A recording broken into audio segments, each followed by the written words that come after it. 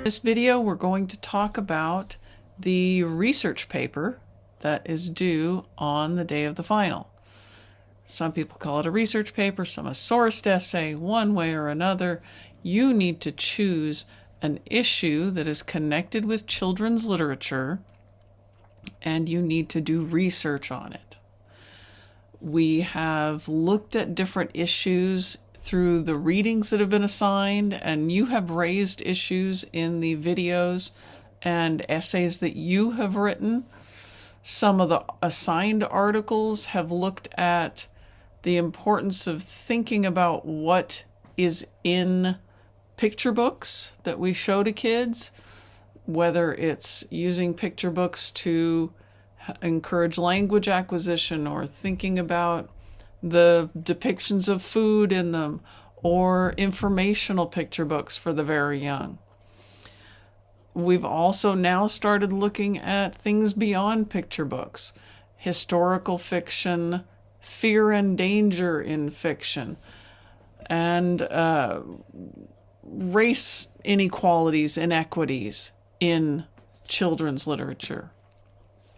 If anything in there interests you, then you've got to start on choosing an issue to focus this essay on. Possible issues include things in the list here. Is science fiction beneficial? Yes or no? What are the best books to help students deal with either big issues or crises in their lives, or general crises that more people are dealing with? What kinds of books should children read? Things that are scary, things that are funny? Are there subjects that they just shouldn't read about in school? Any of those would be possible issues. Once you decide on an issue, you're going to need to think about the type of essay that you want to write. And there are two main genres to choose from.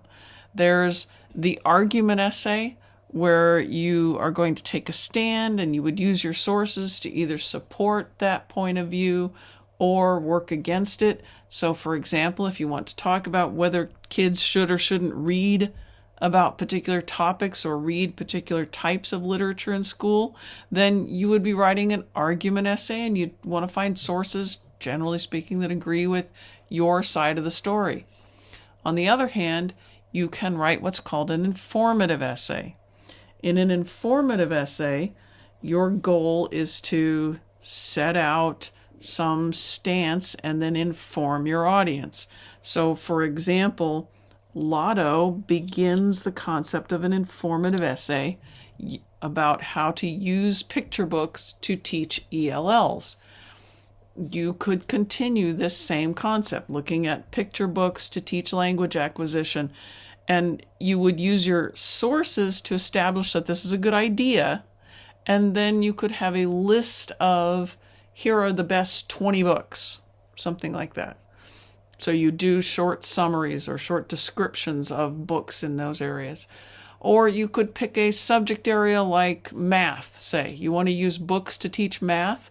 What are some good books to teach math to, say, particular age groups or different, perhaps, math skills?